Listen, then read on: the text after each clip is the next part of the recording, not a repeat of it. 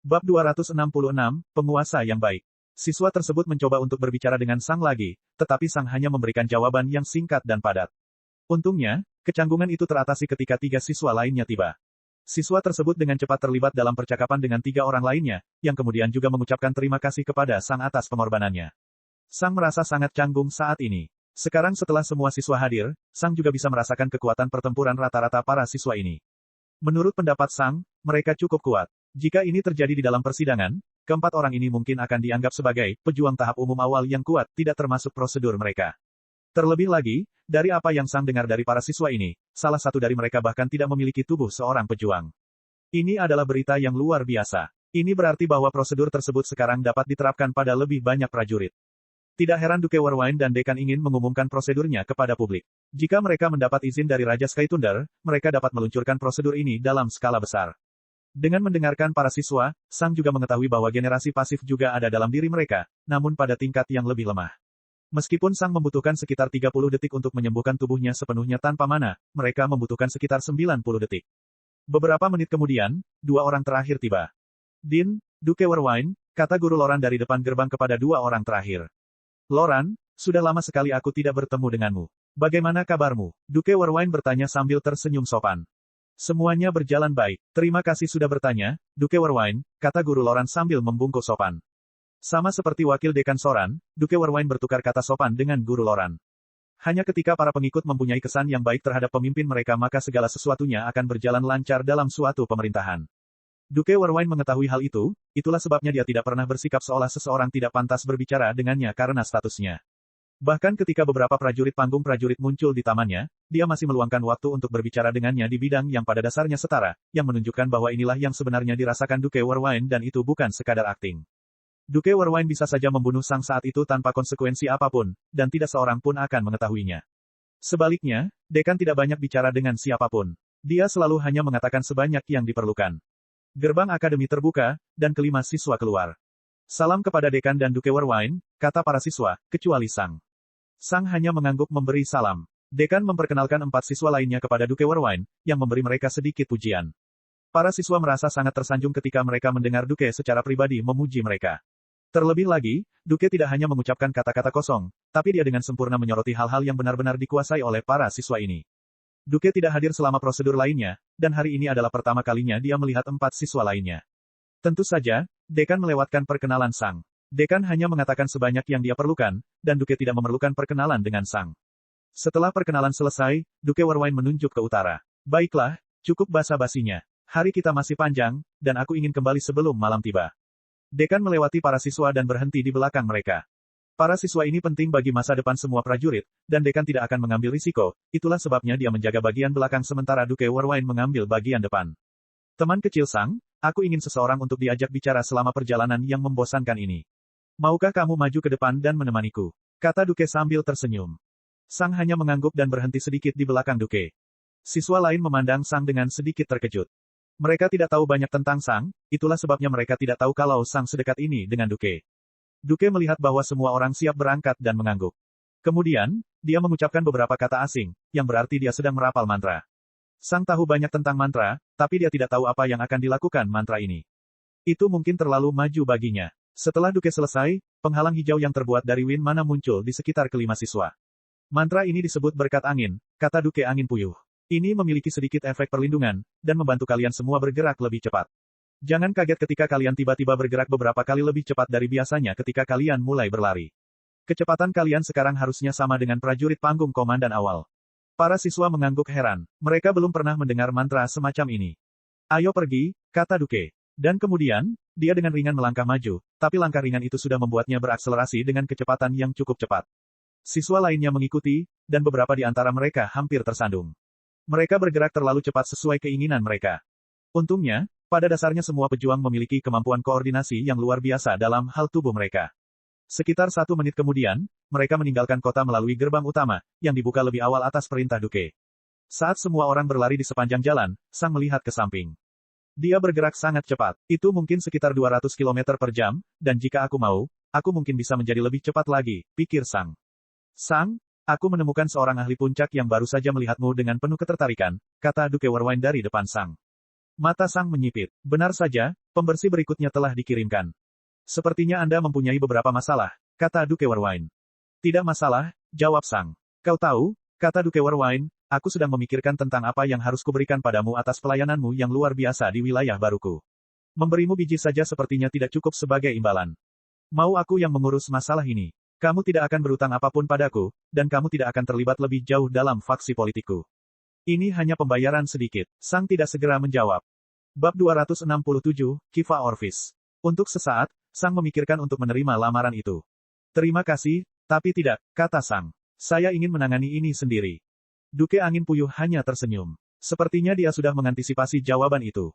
Tidak apa-apa untuk menangani beberapa hal yang menyusahkan sendiri. Kamu akan belajar bagaimana menghadapi situasi yang lebih buruk di masa depan karena hal itu. Namun, harap diingat bahwa hidupmu masih merupakan hal yang paling penting. Tampaknya, tidak ada satupun dari kamu yang bisa menghadapinya, tujuan akan menjadi tidak berarti, kata Duke Warwine. Aku akan mengingatnya, kata Sang. Tentu saja, tidak ada seorang pun yang berani mengikuti atau menyentuhmu dalam perjalanan ini, lanjut Duke Warwine. Adep itu juga belum mempertimbangkan untuk mengikuti kita. Aku bahkan berasumsi bahwa dia mungkin akan meninggalkan misinya sebelum hari ini berakhir. Lagi pula, dia melihatmu bepergian bersamaku. Duke Warwine tertawa kecil, misi ini mungkin tampak terlalu menarik untuk disukainya. Jadi, siapapun yang menugaskan kematianmu mungkin harus membayar premi yang lebih tinggi setelah hari ini. Sang mengerutkan alisnya. Apakah penyihir sejati akan mengejarku? Dia bertanya. Sang bahkan tidak bertanya bagaimana Duke Warwine tahu bahwa orang yang memata-matai Sang adalah seorang pembersih. Duke Warwine mungkin sudah cukup banyak melihat pembersih dalam hidupnya. Mengetahui bahwa itu adalah cleaner mungkin tidak memerlukan lebih dari sekedar pandangan sekilas. Dengan uang yang cukup, kamu bahkan mungkin bisa mempekerjakan raja secara pribadi, kata Duke Warwine sambil tertawa kecil. Tapi kamu tidak perlu khawatir. Aku telah menerapkan kebijakan yang melacak keberadaan semua penyihir sejati di wilayahku. Jika mereka ingin menyewa penyihir sejati untuk mengejarmu, mereka perlu mendapatkannya dari luar dan menyelundupkannya mereka masuk.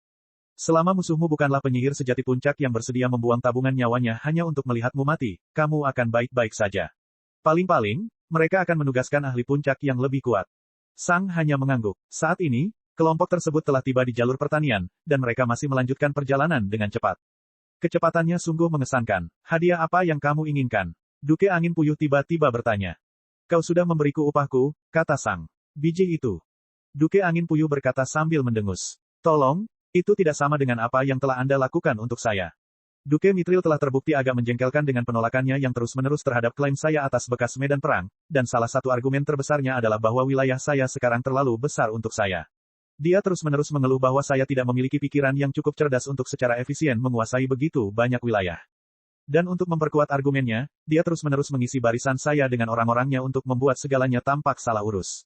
Dia menyuruh orang-orangnya untuk menghancurkan bentang alam dan menjarahnya sedemikian rupa sehingga sumber daya alam bahkan tidak dapat pulih seiring berjalannya waktu. Tetapi Anda benar-benar telah menangani tangan terbesarnya, Duke Warwine menjelaskan. Sang mengangkat alisnya karena terkejut. Kontribusi saya tidak sebesar itu, katanya. Tapi memang benar, kata Duke Warwine sambil tertawa. Dia mengirimkan dua pionnya yang paling berharga ke wilayah timur laut. Mereka tidak berharga karena kekuatan mereka tetapi karena posisi dan kemampuan mereka. Letnan Horace telah menikmati kepercayaan penuh dari jenderal pribadi saya, dan Kiva Orvis adalah putra jenius Jera Orvis, jenderal pribadi Duke Mithril, kata Duke Warwine. Saya kira Letnan Horace adalah prajurit panggung komandan itu. Sang bertanya. Duke Angin Puyuh mengangguk. Dan siapa Kiva Orvis ini? Duke Warwine melirik Sang sambil menyeringai. Kamu mungkin mengenalnya sebagai Wan. Mata Sang melebar. Salah satunya adalah putra jenius dari jenderal pribadi Duke Mithril. Kiva Orvis, kata Duke Warwine, seorang ahli dalam pertarungan fisik, strategi, dan kepemimpinan. Dia sangat terkenal di negeri Duke Mithril karena kekuatan dan kemampuannya merencanakan banyak langkah ke depan. Meskipun Letnan Horace adalah yang lebih kuat di antara keduanya, Kiva Orvis adalah pemikir strategis di balik operasi tersebut. Duke Warwine memandang Sang lagi. Tapi kamu menghentikannya, pada dasarnya membuang rencana Duke Mithril ke tempat sampah. Nilainya jauh lebih besar daripada satu biji yang telah aku kumpulkan untukmu, Sang, kata Duke Warwine. Selain itu, jika Duke Mithril mengetahui bahwa kaulah yang menggagalkan rencananya, hidupmu bisa berakhir dengan sangat cepat. Menghadapi bahaya seperti itu juga bernilai hadiah besar. Saya harap, demi Anda tidak memberitahu Kiva Orvis hal-hal sensitif apapun tentang diri Anda. Sang memandang Duke Warwine dengan alis berkerut. Kamu berbicara seolah dia masih hidup. Sang, jawab Duke Warwine, sandera seperti itu bernilai banyak uang. Membunuhnya berarti membuang nilai yang melekat padanya. Jadi, dia masih hidup. Sang bertanya, jika aku membunuh Kiva Orvis, Duke Mithril akan kehilangan seorang jenius yang hebat. Namun, Ada banyak sekali orang di dunia ini, dan menemukan jenderal yang sama baiknya tidaklah sulit. Selain itu, Jenderal Orvis hanya akan semakin membenciku, yang akan meningkatkan motivasi dan dorongannya untuk mengacaukan hal-hal saya dengan lebih kuat. Sebaliknya, saya mengajukan penawaran kepada Duke Mithril untuk nyawa Kiva Orvis, kata Duke Warwine. Berapa yang harus dia bayar? Sang bertanya. Yah, aku tidak bisa membicarakan hal-hal seperti itu dengan seseorang yang memiliki status sepertimu saat ini, kata Duke Warwine sambil tersenyum, tapi aku dapat memberitahumu bahwa Duke Mithril mungkin kehilangan lebih banyak uang karena membeli nyawa Kiva Orvis daripada biaya lainnya. Operasi ini digabungkan. Lagi pula, jika dia tidak membeli nyawanya, jenderal pribadinya akan membencinya, dan segalanya mungkin akan menjadi masalah. Dalam hal uang, bisa dibilang dia telah memberi saya cukup uang untuk melengkapi 5 lingkaran, kata Duke Warwine sambil tersenyum cerah.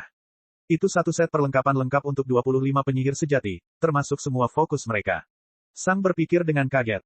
Itu mungkin lebih dari 50 juta emas. Jadi, apa yang kamu inginkan sebagai upahmu? Duke Angin Puyuh bertanya. Sang terdiam beberapa saat. Duke Warwine tidak melanjutkan pembicaraan karena dia menyadari bahwa Sang sedang berpikir. Saya ingin jawaban jujur atas salah satu pertanyaan saya, kata Sang semenit kemudian. Oh, Duke Warwine mengucapkannya dengan penuh minat. Baiklah, tanyakan saja. Bab 268, Jalan Duke Warwine. Sang ragu-ragu sejenak. Apa tujuan Anda, dan pendekatan apa yang Anda gunakan untuk mendekati tujuan tersebut? Sang bertanya. Mata Duke Warwine bersinar sesaat. Ini adalah pertanyaan yang sangat pribadi, dan Sang langsung bertanya kepada Duke Warwine tentang filosofi pribadinya dalam hal menjadi lebih kuat. Dapat dikatakan bahwa Sang telah meminta rahasia untuk menjadi sekuat seorang Duke. Bagaimanapun, pendekatan Duke Warwine jelas berhasil dengan sangat baik, dan mengetahui cara dia beroperasi kemungkinan besar akan membuahkan hasil yang besar. Itu adalah 2 pertanyaan, komentar Duke Warwine. Hanya ada satu tanda tanya di akhir, jawab Sang.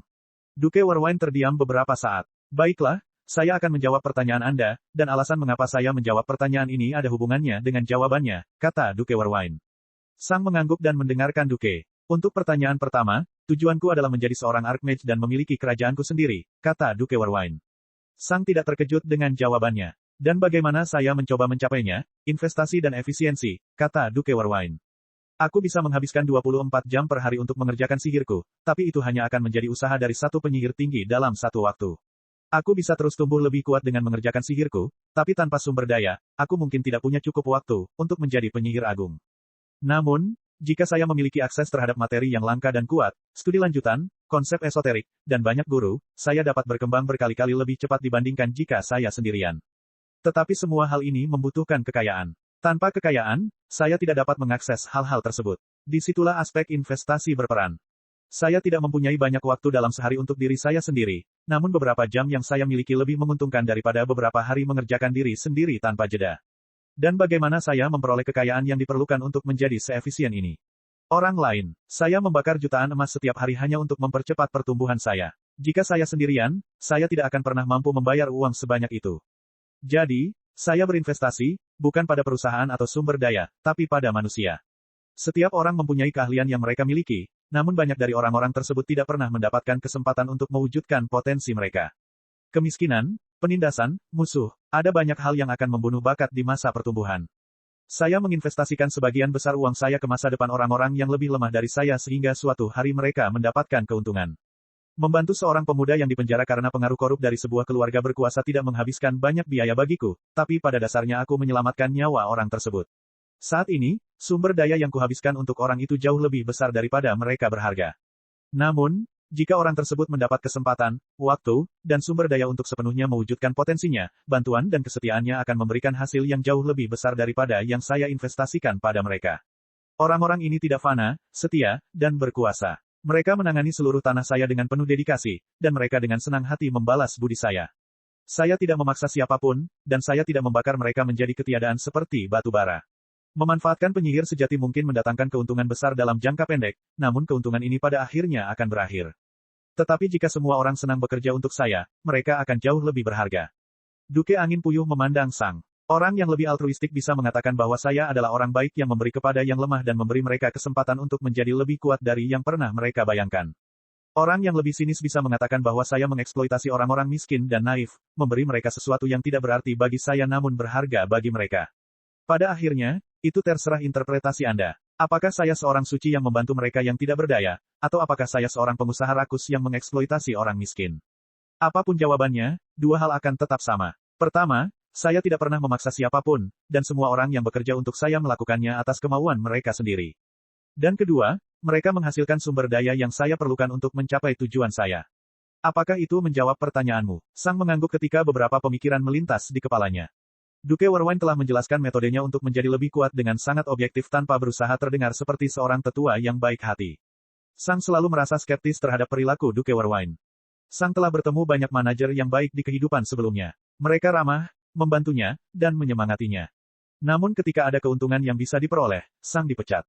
Dan yang lebih buruk lagi, para manajer terus tersenyum dan meminta Sang untuk tidak tersinggung. Sang takut Duke Warwine mungkin salah satu dari orang-orang ini. Namun, penjelasan logis dan objektifnya sangat kuat. Ada sebuah konsep di bumi yang menggambarkan sebab dan akibat dari apa yang dilakukan Duke Warwine. Karma. Di bumi, banyak orang menganggap karma sebagai sesuatu yang religius. Mereka mengira karma adalah aturan yang dibuat para dewa untuk menghukum orang jahat dan memberi penghargaan kepada orang suci. Namun, karma hanyalah istilah untuk menggambarkan cara kerja sama. Jika orang A berada dalam situasi sulit dan membutuhkan tempat tinggal, orang B mungkin akan terkena dampak langsung di masa depan berdasarkan keputusannya.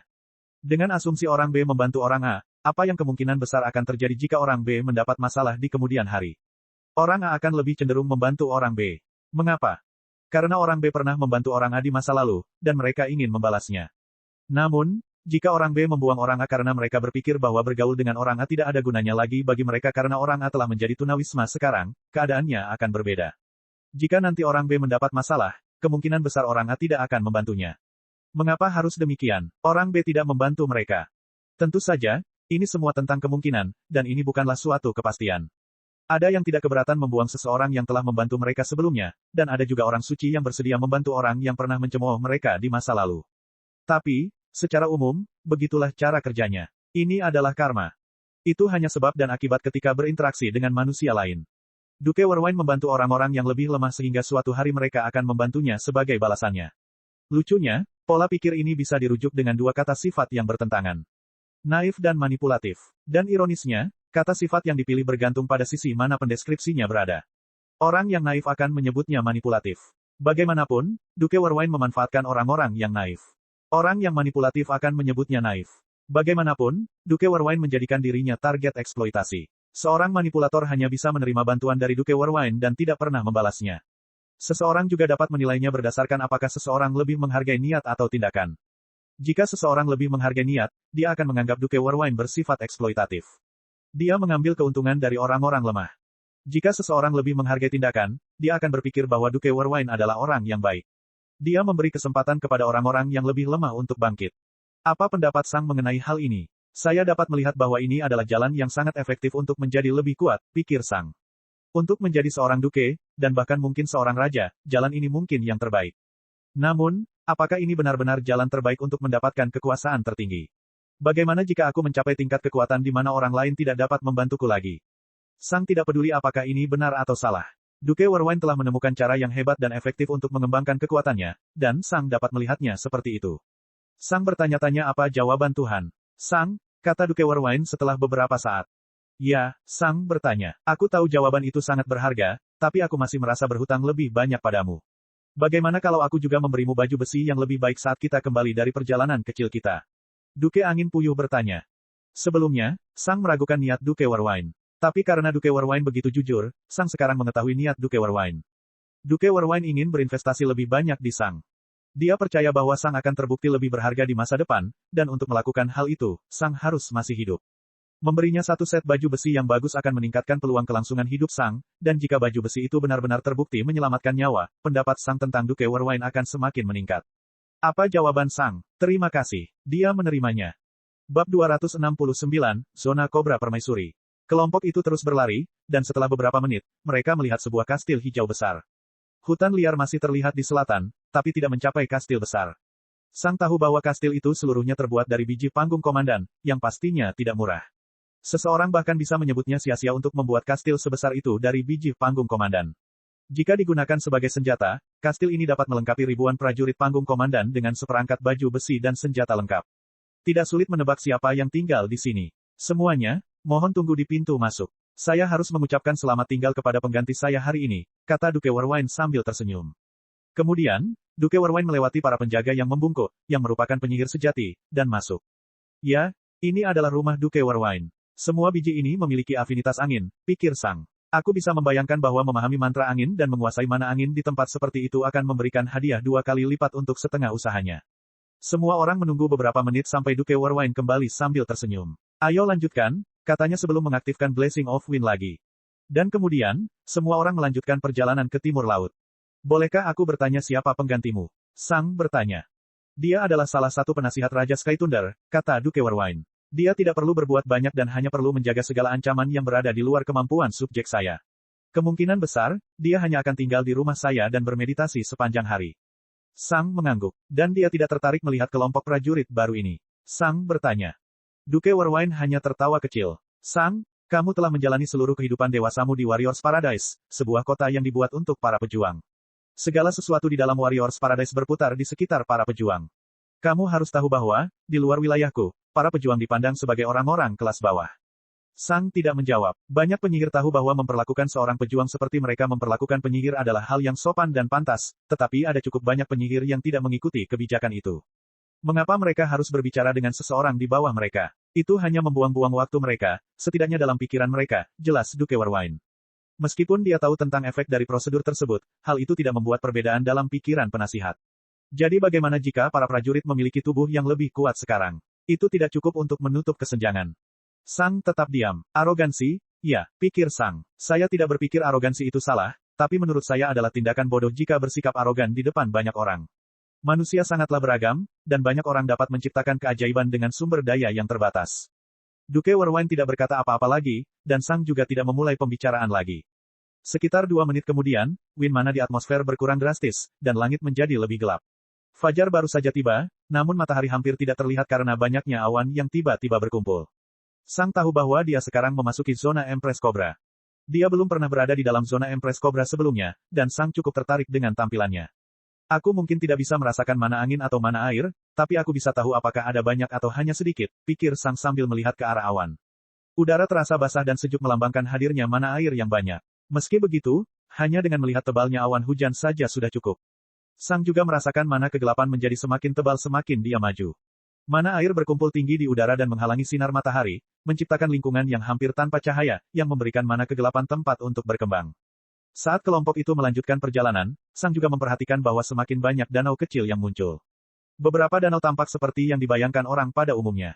Beberapa danau dipenuhi tanaman hijau dan tanaman mati, sehingga menciptakan rawa. Dan danau-danau lainnya tampak sangat berbeda. Sang memandangi satu danau secara khusus. Lebarnya hanya sekitar 10 meter, dan warnanya campuran coklat dan ungu. Itu terlihat sangat mirip dengan danau racun yang diciptakan oleh ahli racun. Hanya ada sangat sedikit tanaman yang terlihat di atau dekat danau, dan Sang bahkan sesekali bisa melihat tulang mencuat dari danau. Itu adalah sarang dari kaki 1000 rawa dewasa, kata Duke Warwine ketika dia melihat tatapan tertarik dari Sang. Oh, kata Sang penuh minat. Dibandingkan dengan zona Storm Eagle, kaki 1000 rawa berada dalam daftar hitam di zona Empress Cobra. Mereka menjaga lingkungan tetap bagus dan beracun, seperti yang diinginkan oleh monster afinitas kegelapan dan racun, Duke Warwine menjelaskan. Sang merasa cukup lucu dan ironis bahwa salah satu dari 4 hama besar di zona Storm Eagle dianggap sebagai binatang yang dilindungi hanya beberapa kilometer lebih jauh ke arah timur. Jika Anda pergi lebih jauh ke selatan, Anda akan menemukan lebih banyak binatang buas yang lebih kuat hingga Anda akhirnya melihat Empress Cobra, kata Duke Warwine. Apakah kamu pernah melihat Empress Cobra sebelumnya? Sang bertanya. Saya kira demikian. Sang memandang Duke Warwine dengan heran. Kau pikir begitu? Duke Angin Puyuh mengangguk. Kamu bisa menganggap Vanishing Snakes sebagai cicit-cicit dari Empress Cobra. Sama seperti mereka, ular itu bisa menjadi tidak terlihat. Suatu malam ketika mencari sesuatu di dekat selatan rawa, saya melihat sedikit perpindahan mana angin sementara mana air dan kegelapan tidak melihat perubahan. Saya melihat lebih dekat, dan saya perhatikan bahwa sebagian langit dan hampir semua pepohonan di selatan saya tampak sedikit terdistorsi. Saya sepenuhnya fokus pada indera saya, percaya bahwa ada binatang buas yang mencoba menyergap saya. Mungkin itu adalah monster tahap jalan sejati dengan afinitas kegelapan. Tetapi tidak peduli seberapa jauh aku mencari, aku tidak dapat menemukan apapun, dan distorsi yang kukira telah kulihat juga telah lenyap. Namun, saat aku melihat area tersebut dari ketinggian di langit, aku bisa melihat jejak tubuh panjang dan licin yang sangat besar namun halus.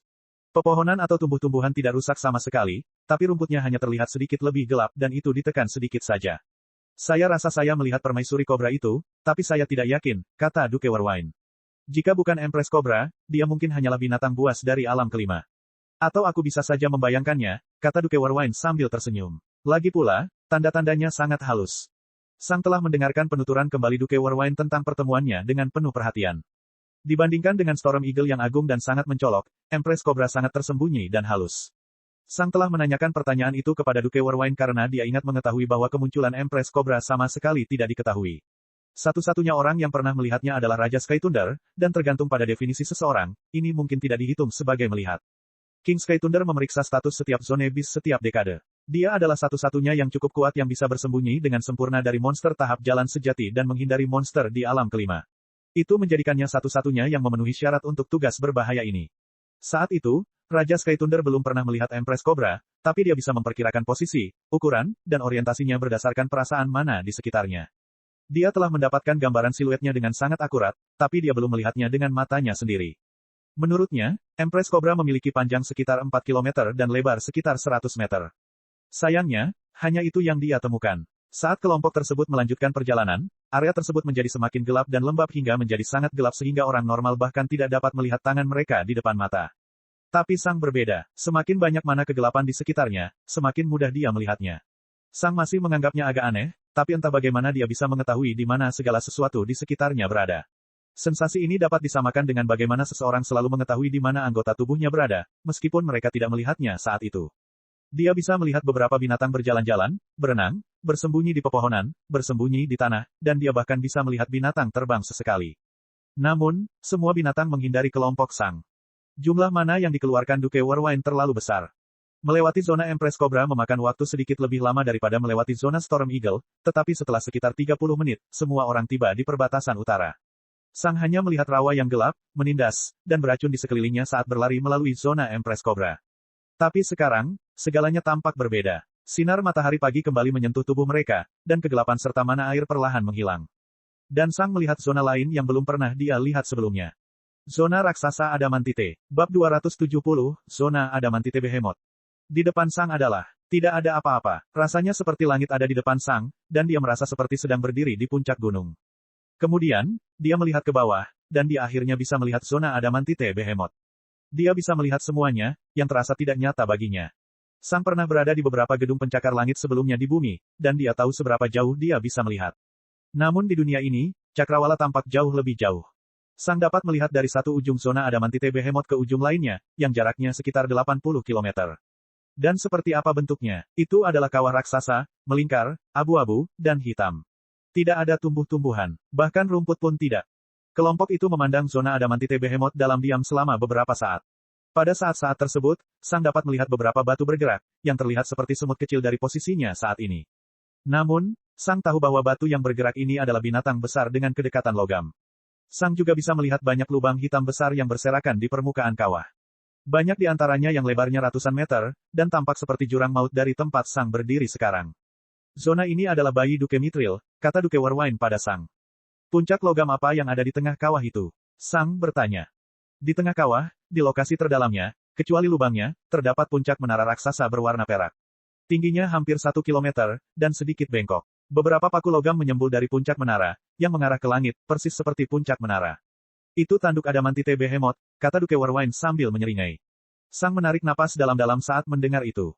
Yang lama, Sang bertanya. Tidak, ini klakson yang sekarang, kata Duke Warwine sambil tertawa kecil. Tanah di tengah zona telah diciptakan oleh Adamantite Behemoth, dan hampir tidak bisa ditembus oleh kita manusia. Kami berasumsi bahwa Adamantite Behemoth sedang tidur dan dia menciptakan dinding logam di atasnya sehingga tidak ada yang mengganggunya. Duke Angin Puyuh hanya tersenyum. Tentu saja, mencoba mengutak-atik lapisan logam itu dilarang. Kita bisa bereksperimen sedikit, tapi kita tidak bisa melakukan sesuatu yang drastis. Jika Adamantite Behemoth bergerak, banyak nyawa yang mungkin hilang. Satu fakta menarik lainnya adalah banyaknya mana yang dikeluarkan Adamantite Behemoth. Menurut bacaan, Adamantite Behemoth sebenarnya mungkin lebih kuat daripada Storm Eagle, dan ini merupakan pencapaian yang menakjubkan, Duke Warwine menjelaskan. Sang memandang dengan mata terbuka lebar ke puncak menara. Storm Eagle sudah dianggap sebagai salah satu zone bis terkuat, tapi Adamantite Behemoth mungkin lebih kuat lagi. Berapa lama benda itu berada di sana? Kami tidak tahu, kata Duke Warwine. Itu sudah ada di sana setidaknya selama 2000 tahun. 2000 tahun? Sang bertanya dengan kaget. Benda itu tidak bergerak selama lebih dari 2000 tahun. Bagaimana dengan, kamu tahu, hal-hal itu? Sang bertanya, berusaha untuk tidak membicarakan informasi yang terlalu sensitif. Hal-hal itu, Duke Warwine bertanya dengan ekspresi bingung. Bagaimana jika salah satu benda itu muncul di zona ini? Sang bertanya. Duke Warwine memandang Sang dengan bingung selama sekitar 2 detik sampai dia menyadari apa yang dia maksud. Oh, hal-hal itu, kata Duke Warwine. Sang mengangguk. Mereka berbicara tentang kekejian. Permaisuri Kobra menangani mereka, kata Duke Warwine. Sang memandangi kawah itu dengan penuh rasa ingin tahu. Hampir tidak ada tempat persembunyian bagi binatang seukuran Empress Kobra, tapi ia tetap tidak pernah terlihat. Manusia yang beruntung melihat kekejian ketika muncul mungkin hanya melihatnya menghilang sesaat kemudian. Ngomong-ngomong, bisakah kamu melihat kastil itu 2 kilometer di sebelah barat tanduk? Duke Warwine bertanya sambil menyeringai. Sang menoleh, dan dia melihat sebuah kastil perak dihiasi dengan tombak logam yang tak terhitung jumlahnya. Disitulah Duke Mithril tinggal, kata Duke Warwine sambil menyeringai. Cukup ceroboh, bukan? Jika Adamantite Behemoth memutuskan untuk tertidur, seluruh kastilnya akan rata dengan tanah. Sang memandangi kastil dengan alis terangkat. Benar-benar berisiko untuk hidup di belakang zone bis, tapi Duke Mithril mungkin juga bisa melatih mana logamnya dengan efisiensi luar biasa di tempat itu. Baiklah, semuanya, teriak Duke Warwine. Cukup kelihatannya. Ayo lanjutkan. Yang lain dengan cepat kembali ke posisi semula, dan semua orang berlari menuruni lereng raksasa. Di zona Storm Eagle dan Empress Cobra Zone, semua orang telah berjalan di sepanjang jalan, sehingga perjalanan mereka tidak sesingkat mungkin. Namun di zona Adamantite Behemoth, tidak ada jalan raya. Itu sangat mirip dengan Wasteland di Storm Eagle Zone, yang pada dasarnya membuat jalan raya tidak diperlukan. Tanahnya sangat datar, dan pada dasarnya semua orang dapat melihat segala sesuatu di sekitar mereka. Melewati lokasi ini seperti bermain dengan tangan terbuka. Setiap orang dapat melihat kartu orang lain di tangan mereka setiap saat. Sekarang, aku bisa mengerti mengapa pedagang itu menginginkan begitu banyak uang untuk membeli biji api saat itu, pikir Sang. Orang itu tidak hanya harus melakukan perjalanan melalui zona Empress Cobra yang gelap, tetapi dia juga harus melakukan perjalanan melalui zona berbahaya ini. Mungkin tidak ada bahaya tersembunyi di sini, tapi ada banyak bahaya terbuka. Jika monster panggung umum tertarik pada pedagang itu, dia akan mati tanpa perlindungan yang mahal. Setelah mengunjungi begitu banyak zona berbeda, Sang akhirnya bisa menghargai betapa bagusnya zona Storm Eagle. Selama seseorang tetap berada di jalan di zona Storm Eagle, tidak ada bahaya yang akan terjadi. Jika dibandingkan, zona Ice Wyvern sedikit lebih berbahaya. Memang ada jalan raya, tapi malam hari masih berbahaya. Tapi zona Empress Cobra dan zona Adamantite Behemoth. Tidak ada keamanan tanpa pengawal yang kuat. Orang normal mungkin akan mencari kematiannya jika mereka memutuskan untuk melakukan perjalanan di zona ini. Setelah sekitar 10 menit, kelompok itu tiba di dekat pusat zona Adamantite Behemoth. Ketika Sang melihat tanduk itu melewatinya, dia merasa heran. Saat ini, Sang sedang berjalan melintasi belakang zone bis. Itu merupakan pengalaman yang tak terlukiskan. Sepertinya dia hanyalah seekor semut yang sedang memanjat badak. Itu adalah tingkat kekuatan yang tidak dapat dipahami. Duke Mithril tidak muncul. Dia mungkin tidak tertarik untuk berbicara dengan Duke Warwine. Kita harus ingat bahwa, di permukaan, mereka berdua sama-sama bekerja untuk raja yang sama, namun jauh di lubuk hati, mereka berdua mencoba untuk membunuh satu sama lain. Karena tampak damai, kelompok Duke Warwine bahkan belum diperiksa ketika mereka menyeberang ke perbatasan Duke Mithril. Mengapa mereka harus melakukannya? Jika Duke Warwine mencoba melakukan sesuatu yang mencurigakan, Duke Mithril akan sangat senang. Lagi pula, dia kemudian bisa langsung menuduh Duke Warwine di depan raja. Jika Duke Mithril menginginkannya, dia juga bisa melenggang langsung ke Warriors Paradise tanpa ada yang menghentikannya. Dia bahkan mungkin akan mendapat sambutan penuh hormat dan hangat. Tentu saja, banyak mata tertuju pada Duke, dan jika mereka melakukan sesuatu tanpa alasan yang jelas, banyak pertanyaan yang akan diajukan. Oleh karena itu, para Duke harus selalu berhati-hati dalam melakukan apapun pada saat tertentu. Kali ini, Duke Warwine punya alasan kuat untuk melewati wilayah Duke Mithril, tapi jika dia datang tanpa alasan yang bagus, Duke Mithril mungkin bisa menjebak Duke Warwine untuk sesuatu. Ini adalah dunia politik, dan penampilan luar sangatlah penting di dunia seperti itu. Tidak peduli apa yang dilakukan seseorang. Yang penting adalah bagaimana setiap orang memandangnya. Setelah 10 menit berikutnya, semua orang mencapai sisi lain dari kawah besar itu. Tapi sebelum Sang bisa melihat zona kuda guntur, dia menyadari bahwa Duke Warwine mulai mengerutkan kening. Sang, dengarkan aku, kata Duke Warwine. Ya, Sang bertanya. Saat berada di dalam wilayah Duke Mithril, saya tidak boleh bertindak mencurigakan. Rute terpendek dan teraman melalui zona kuda guntur mengarah melalui Spark Oasis, yang merupakan kota terbesar di zona kuda guntur.